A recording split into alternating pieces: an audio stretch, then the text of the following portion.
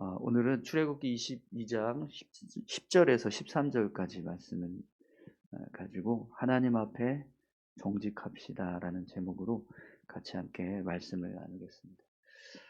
오늘 본문 말씀도 배상에 관한 법을 말씀하고 있는데요. 오늘 말씀의 경우에는 이웃에게 짐승을 맡겼는데 그때 문제가 생겼을 때 어떻게 판단하고 배상을 해야 하는가, 그것을 말씀해 주고 있습니다. 저희가 말씀을 계속 지금 법에 대한 말씀을 나누고 있는데, 배상의 법이 15절까지거든요. 근데 계속 이게 좀 끊어서 보는 이유는, 제가 이 말씀을 준비하면서 계속 이런 이제 고민이 들어요. 똑같은 내용이 반복될 수 있지 않을까. 그래서 이렇게 지금 이제 단락에 나눠지는 부분들을 전체를 이제 16절부터 31절까지가 이제 도덕에 관한 법이거든요. 네. 이걸 전체적으로 다 나눠서 볼 때도 있고, 또 지금 이제 배상의 법에 대해서는 좀 끊어서 보고 있는데, 똑같은 이제 내용들이 반복될 수도 있기 때문에 이걸 통으로 봐야 될지, 혹은 또 이제 말씀을 준비하다 보면 끊어서 봐야지만 되는 상황들이 벌어져요. 예, 통으로 보면 그냥 쭉 훑어보고 넘어갈 수 있지만 놓치는 부분들이 있거든요. 우리가 좀 더 깊이 생각하고 나눠야 될 부분들이 있는데, 그런 부분들을 그냥 놓치고 그냥 전체적으로 이렇게 살펴보고 넘어가야 되는 상황들이 벌어져서, 제가 이 말씀을 계속 준비하면서 그게 고민이 되더라고요. 그래서 오늘도 사실은 이제 15절까지 원래는 다 같이 보려고 했었는데, 오늘 13절까지만 보게 되었습니다. 그래서 아까 이제 14절, 15절도 같이 이어서 읽어야 되는 상황이었지만, 그래도 오늘 13절까지만 우리 다 같이 함께 좀 살펴보도록 하겠습니다. 자, 그런 고민 속에서 제가 오늘 이제 10절에서 13절까지 말씀을 구분을 좀 했는데요. 오늘 본문의 말씀을 보면 하나님께서 말씀하시는 이 법을 온전하게 지키기 위해서는 사회적인 공감대가 한 가지 형성되어 있어야 합니다. 모든 사람들이 동일하게 이렇게 살아야 한다라고 하는 그런 어떤 공감대가 형성이 되어야 되는데, 그게 뭐냐면 하나님 앞에서 정직해야 한다라는 겁니다. 하나님 앞에서 정직해야 한다라고 하는 이 공감대가 그 사회에 온전하게 딱 자리 잡지 않으면 오늘 이 법을 지키는 것은요 좀 어렵습니다. 왜 그러면 이 법을 지키는 데 있어서 하나님 앞에서 정직해야 한다라고 하는 이 사회적인 공감대가 형성되어야 하는가, 그 말씀을 좀 같이 내용을 통해서, 본문의 내용을 통해서 같이 함께 살펴보기 원하는데요. 10절에서 11절 말씀을 먼저 함께 보겠습니다. 사람이 낙이나 소나 양이나 다른 짐승을 이웃에게 맡겨 지키게 하였다가 죽거나 상하거나 끌려가도 본 사람이 없으면 두 사람 사이에 맡은 자가 이웃의 것에 손을 대지 아니하였다고 여호와께 맹세할 것이며, 그 임자는 그대로 믿을 것이며 그 사람은 배상하지 아니하려니와. 아멘. 어떤 사람이요 이웃에게 자신의 짐승을 맡겼습니다. 그래서 지키게 하고 있어요. 그런데 그 짐승이 죽었거나 혹은 다쳤거나 혹은 도둑을 맞는 경우가 생깁니다. 그런데 하필이면 그런 일이 일어난 것을 아무도 본 사람이 없어요. 그럼 여러분, 아무도 이 일을 주인도 보지 못하고 맡은 사람도 보지 못하고, 또 이걸 누가 했는지 전혀 본 사람이 없다. 그러면 이런 상황이 생겼을 때 가장 먼저 누가 의심을 받고 누구에게 가장 큰 책임을 전가할 수 있을까요? 그러니까 누가 제가 지금 이제 누군가에게 저의 어떤 이제 가축을 맡겼어요. 그래서 그 가축을 좀 지키게 했습니다. 그런데 이 지키기로 한 사람이 자리를 비운 거예요. 저도 그 자리에 없었고 아무도 그 자리에 남아 있지 않았습니다. 그런데 갔다 와서 보니까 이 가축이 죽어 있거나 이제 몸이 상해서 다쳤거나 혹은 도둑을 맞은 거예요. 없어졌다거나 그런 상황이 벌어졌다라는 거죠. 그랬을 때 여러분 가장 큰 책임을 물게 될 사람이 누굴까요? 그 가축을 맡고 있는 사람인 겁니다. 그죠? 그런데 오늘 본문 말씀을 보면 그 짐승을 맡은 자가 주인에게 가서 이렇게 이야기하는 거예요. 내가 여호와께 맹세코 내가 한 일이 아닙니다. 내 실수 때문에 이런 일이 일어난 게 아닙니다. 이렇게 이야기를 하면 주인은요 그 맹세를 신뢰해서 배상의 책임을 면하게 하라 이렇게 말씀합니다. 짐승을 맡은 자가 하나님 앞에서 맹세하면서 자신의 잘못이 없다라고 고백을 한다면 그 고백을 인정하고 책임을 묻지 말라라는 거죠. 그럼 여러분 만약에 우리가 어떤 사람들에게 나의 어떤 그 잘못이 없다라는 것을 주장하기 위해서 내가 여호와께 맹세코 하나님께 맹세코 내가 한 게 아닙니다. 내가 잘못한 게 아닙니다. 이렇게 이야기하면 여러분 어 과연 그것을 믿어줄 수 있는 사람들이 있을까요? 그래? 알았어. 알겠어. 너가 잘못이 없구나. 알았어. 그리고 그렇게 그냥 넘어갈 면책을 할 수 있는 그런 상황이 될 수 있을까요? 지금 우리 사회에서는요. 어림도 없는 일입니다. 그죠? 네. 그런데 당시 이스라엘 백성들은 하나님께 맹세하면서 결백을 주장하면 이것이 책임을 면할 수 있는 자격이 되었다. 어떻게 해서 이게 가능하냐? 그 사회 안에 하나님 앞에서는 정직해야 한다라고 하는 공감대가 형성되어 있었다는 거예요.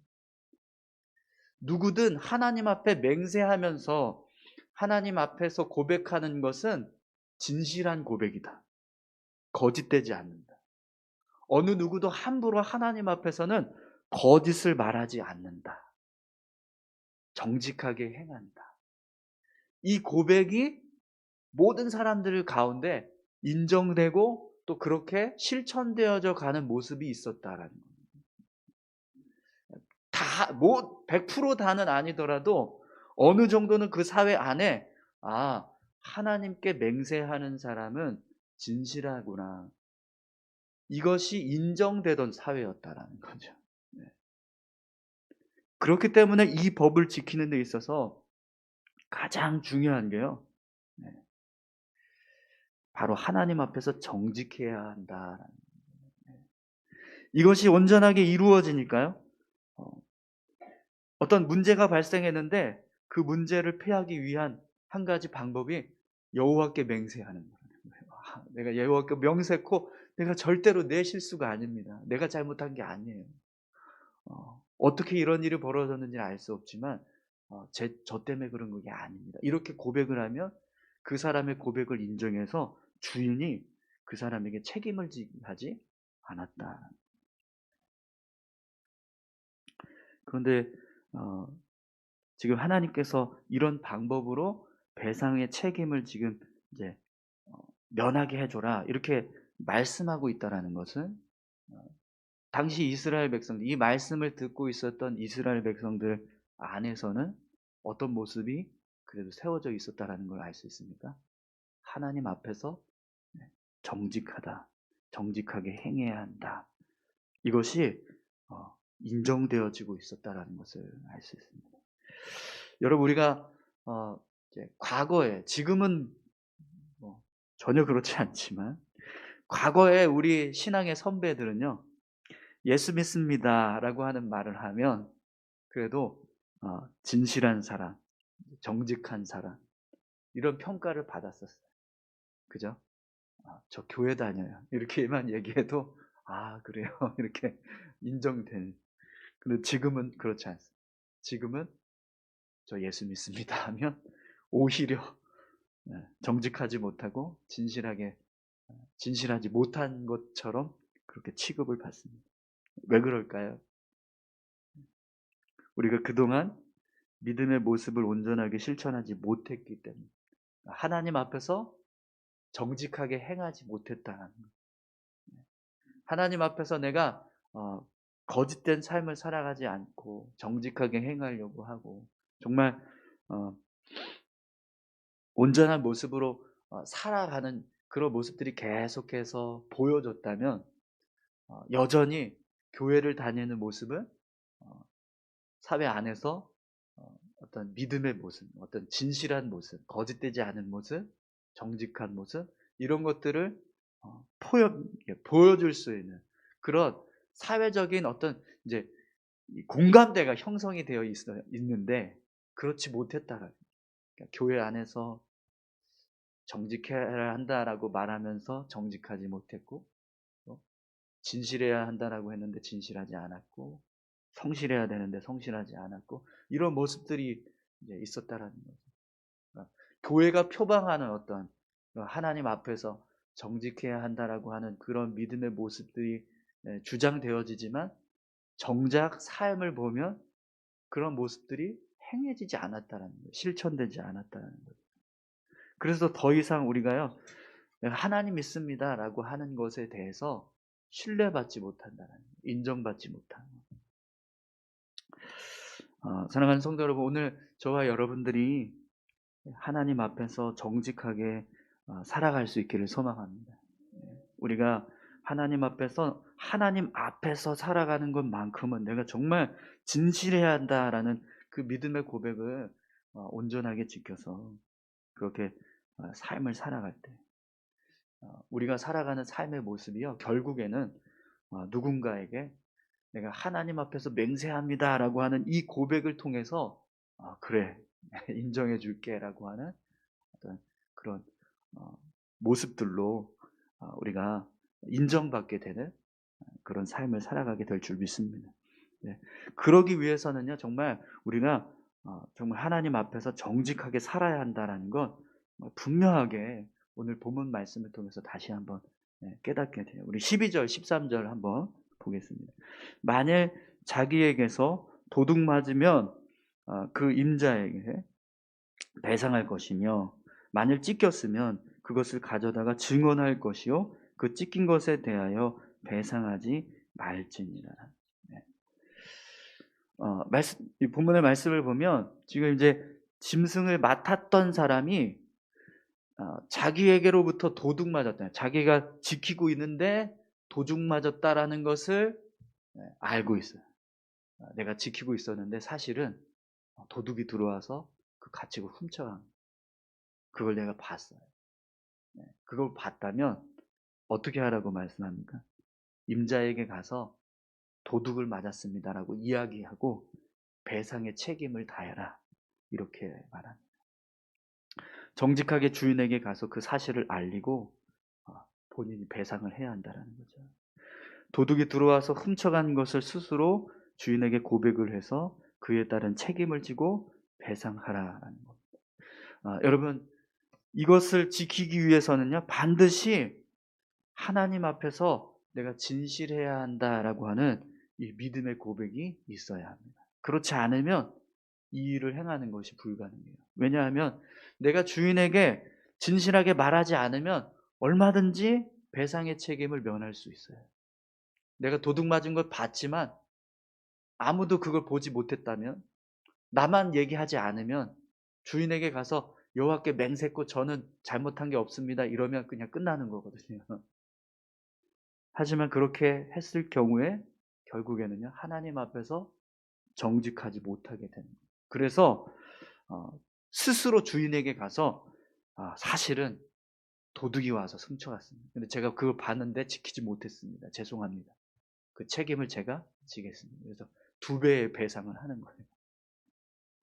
또 맹수가 와서 짐승을 해친 경우에 짐승을 맡은 자는 그것을 주인에게 가서 이야기를 해요. 사실은 맹수가 왔는데 막 이 맹수가 그 가축을 이렇게 해서 죽었습니다. 상처가 났습니다.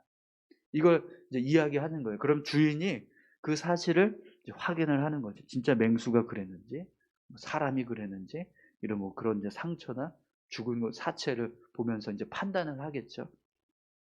그리고 그것이 사실이 증명이 되면 배상의 책임을 면하게 됩니다. 그런데 여러분, 여기서도요, 하나님 앞에서 진실해야 하는 사람이 생겨요. 바로 주인이. 주인은 짐승을 맡은 자의 자백을 인정을 하고 배상의 책임을 면해 주어야 합니다. 그런데 만약에 맹수 때문에 짐승이 찢겨나간 것을 확인했음에도 불구하고, 명백함에도 불구하고 주인이 악의적인 마음으로 이것을 인정해 주지 않는 거예요. 내가 볼 때는 그게 아닌 것 같은데, 이렇게 그냥 부인하는 거죠. 부정해 버리는 거죠. 그러면 어떻게 될까요? 짐승을 맡은 자에게 그 배상의 책임이 주어지게 됩니다. 또 억울하게 배상을 해야 하는 상황이 벌어지게 되는 거죠. 네. 그렇기 때문에 이 경우에는 주인이 하나님 앞에서 진실하게 행동해야 되는 거예요. 여러분, 이렇게 오늘 이 본문의 말씀에서 하나님이 말씀하고 계시는 이 배상의 책임을 우리가 실천할 때 반드시 이루어져야 하는 모습은 하나님 앞에서 진실하다. 하나님 앞에서 진실하게 행동해야 된다. 이것이 모든 사람들 안에 있어요. 그리고 그 마음을 가지고 서로 이야기하는 것. 그것을 신뢰해 주는 모습. 그 모습이 온전하게 지켜져 갈 때 이것이, 이 법이 이제 제대로 실천될 수 있는 거예요. 여러분, 오늘 저와 여러분들이 이런 믿음의 모습으로 삶을 살아갈 수 있기를 소망합니다. 내가 정말 하나님 앞에서 정직하게 살아가겠습니다. 하나님 앞에서 진실하게 살아가겠습니다. 믿음의 삶을 온전하게 지켜가겠습니다. 이런 고백을 가지고 살아갈 때 결국에는 그 모습이 우리 안에서 신뢰가 쌓이고 또 공동체를 믿음의 공동체로 세워가는 그런 모습들이 서가게 될 줄 믿습니다. 오늘 저와 여러분들이 그렇게 하나님 앞에서 신뢰받는 믿음의 삶을 살아갈 수 있기를 축원합니다. 우리 이 시간 다 같이 함께 기도하시겠습니다. 함께 기도하실 때 여러분, 우리가 살아가는 삶의 모습 속에 우리의 믿음이 인정받고 또 신뢰받기 위해서는 그만큼 우리가 하나님 앞에서 정직하게 살아가고 또 우리가 말한 것 같이 그렇게 믿음의 삶을 살아가야, 그런 삶을 우리가 살아갈 수 있게 해달라고, 비록 부족하고 연약하지만 그런 모습으로 살아갈 수 있는 삶이 될 수 있게 해달라고 우리 다 같이 함께 기도했으면 좋겠습니다. 함께 다 같이 기도하겠습니다. 하나님 아버지, 감사합니다. 하나님, 우리의 삶에 정말 하나님 앞에서 바르게 살아가고자 하는 믿음의 모습들이 온전히 세워져 갈 수 있게 도와주시옵소서.